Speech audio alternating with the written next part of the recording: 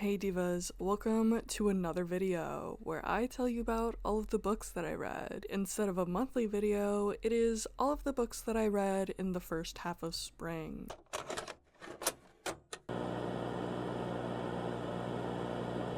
March was unexpectedly busy and it's continued into April, and I fear I will be busy until I die.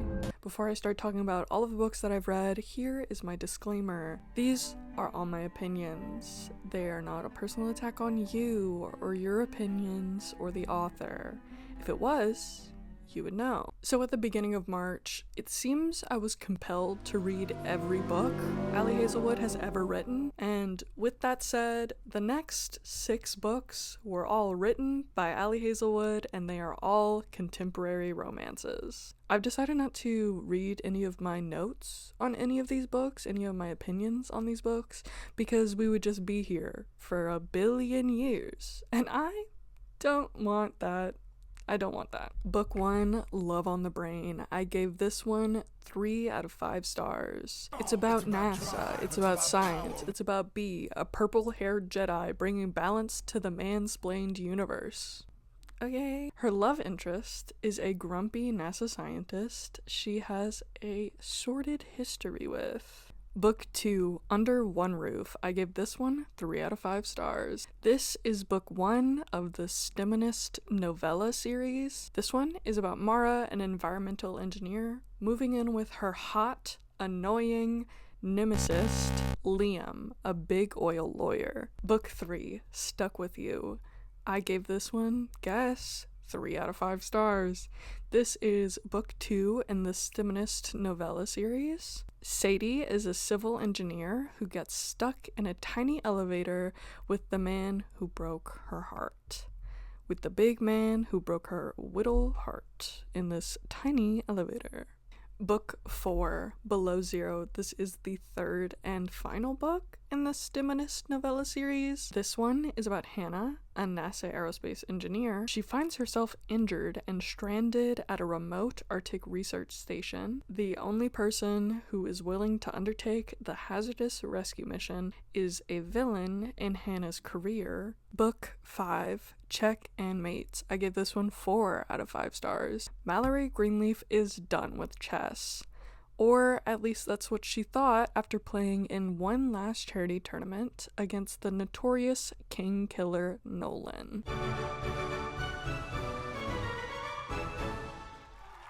And he has landed. God bless. Book 6, Two Can Play. I gave this 2.75 stars out of 5. Viola Bowen gets the opportunity of a lifetime to co-lead on designing a game based on something she has a very personal connection with. The only issue is that her co-lead, Jesse Andrews, is her arch nemesis. Book 7, Frankenstein by Mary Shelley.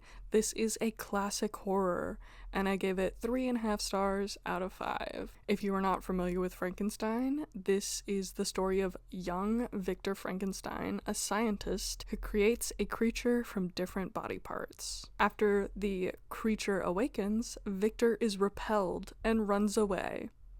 Like a bitch. The newly conscious creature also runs away, discovers fire, and learns to avoid humans. I hated Victor. I didn't care about his story, and I just felt bad for the creature the whole time. I really enjoyed the creature's POV. I also enjoyed learning about Mary Shelley. The copy of the book that I had like a really long author's introduction, and wow, her life was so interesting. Book 8, Love Theoretically by Ali Hazelwood. You thought you could escape from me talking about Ali Hazelwood? Ha, you idiot, you fool. You will never escape.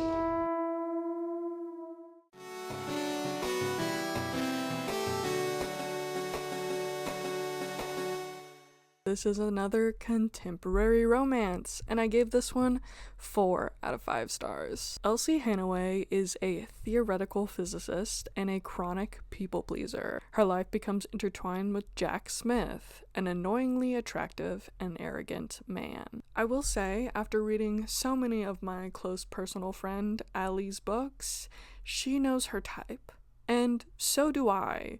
And that type is huge and also gigantic and also white. She loves a big white man. So if you're not into huge and also gigantic and also white men who are also big, these books probably won't be your favorite. After reading fucking 7 books in March, I did get a little tired of just huge white men. So, book 9, Wuthering Heights by Emily Bronte. And if I say wuthering and weathering and wathering, I don't think I'll say that one, but if I say it differently, mind your business. Watch me not say it again. This is a literary classic, and I give it 4.5 stars out of 5. Wuthering Heights is a wild, passionate story of intense and almost demonic, heavy on the demonic, love between Catherine Earnshaw and Heathcliff. The story is chaotic and unremittingly violent. In short, the story is of a bunch of toxic relationships and people being awful and shitty. I went into this book ignoring everything I knew about the story, that being the new movie that I didn't watch and won't watch, and also whatever was written about it in Twilight. I did go into this book prepared to have an awful time, knowing that all of the characters are shitty, awful people, but I actually had a really good time, as you could tell by the rating. Even though I didn't like a single person in this book, it still was very into the story, I guess. It was kind of like watching a house burn, or like a car crash. Book 10, Mockingjay by Suzanne Collins. This is a dystopian book, and I give it 5 out of 5 stars. This is book 3 in the Hunger Games series. Against all odds, Katniss Everdeen has survived the Hunger Games twice, but now that she has made it out of the bloody arena, she is still not safe. I didn't write any of my notes or opinions on this book, so I'm gonna leave it at that. Book 11, Perks of Being a Wallflower by Stephen Chbosky.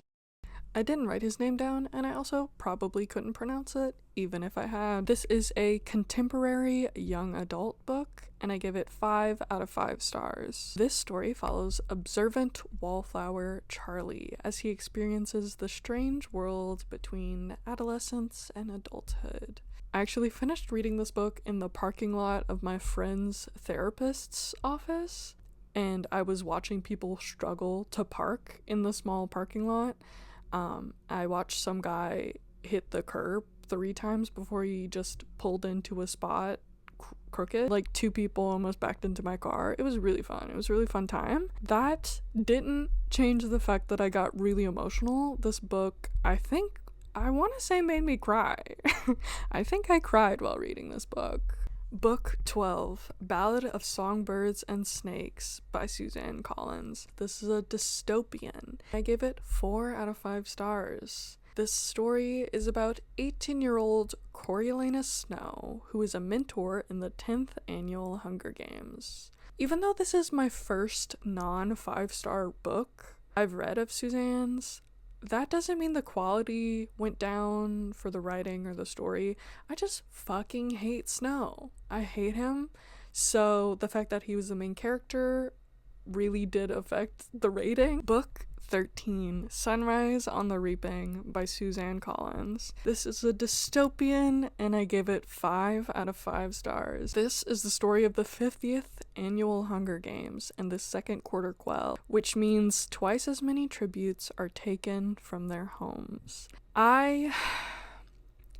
Suzanne Collins must feed on the misery of her readers. Also, I think she hates me personally. Haymitch has been one of my favorite characters since the first time that I watched the movies when they came out. Not only because he's like an interesting character, but because he is my type. Not in an attraction way, just in the way that I am always drawn to crotchety older men, like Bill from Left 4 Dead, or the guy from True Grit, or the Ice King from Adventure Time.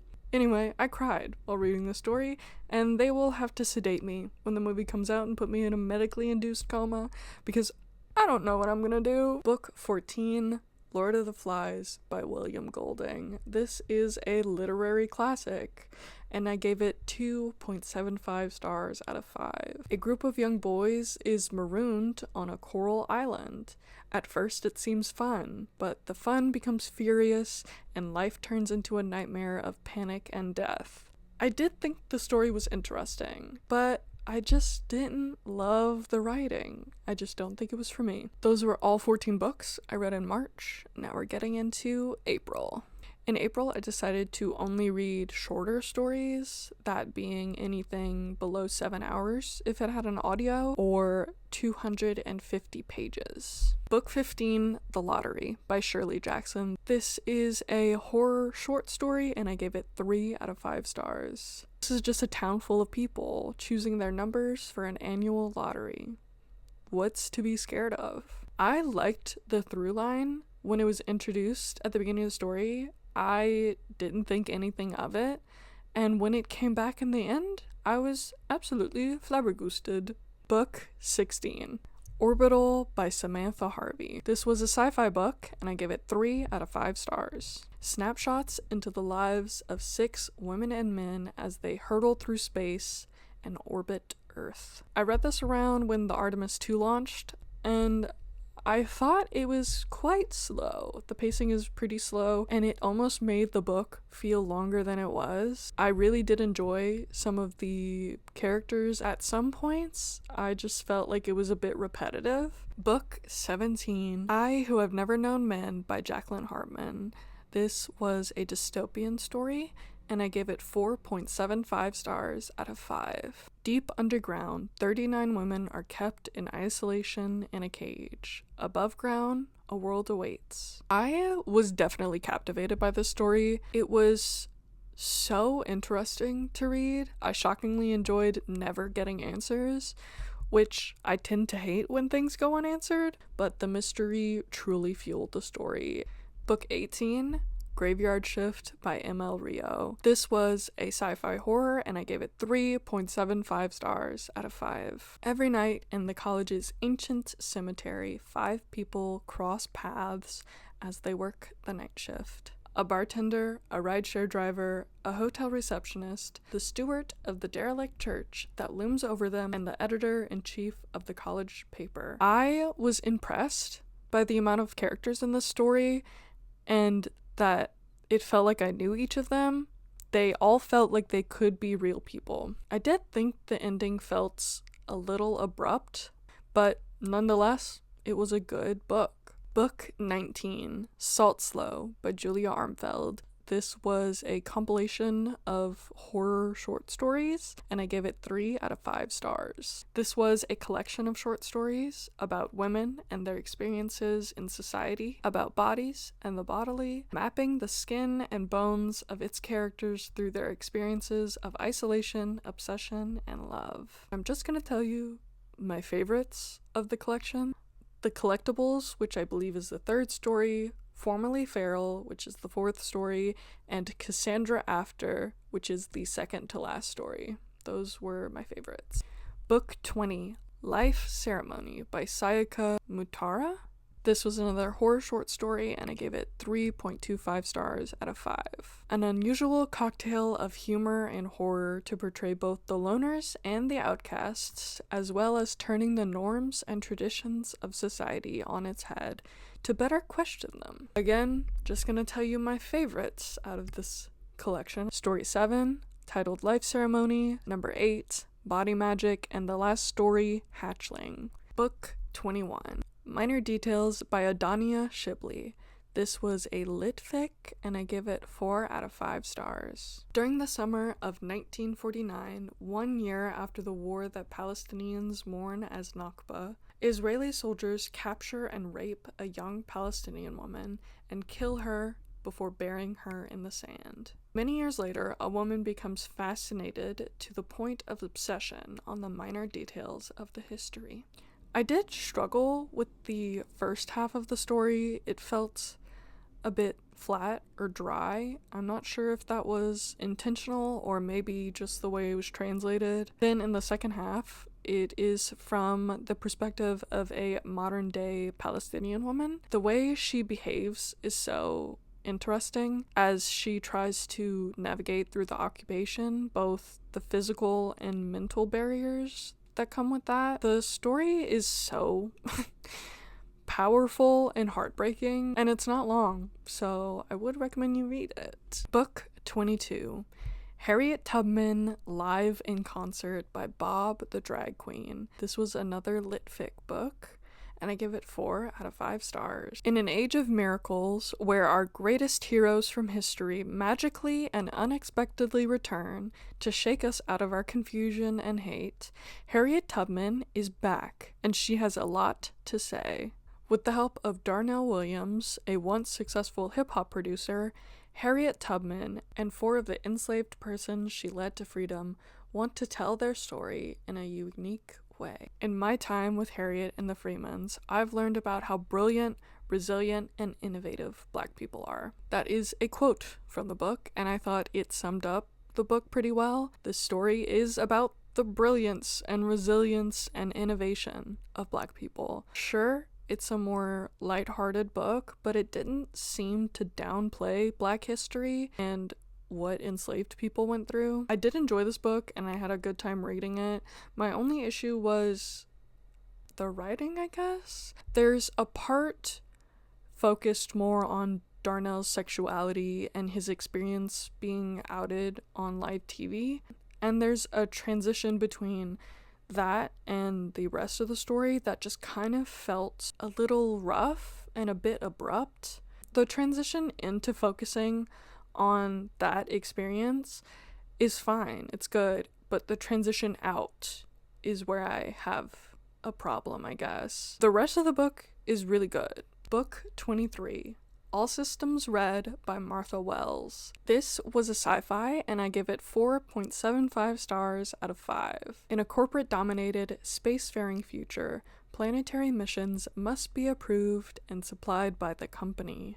Exploratory teams are accompanied by company-supplied security androids for their own safety. But in a society where contracts are awarded to the lowest bidder, safety isn't a primary concern. I was fully prepared for the story to end in a completely different way, but I was pleasantly surprised by how the story was resolved. Book 24, The Serviceberry, Abundance and Reciprocity in the Natural World by Robin Wall Kimmerer. This was a non-fiction book on economics, and I give it 4.75 stars out of 5. Yeah, I read a non-fiction book.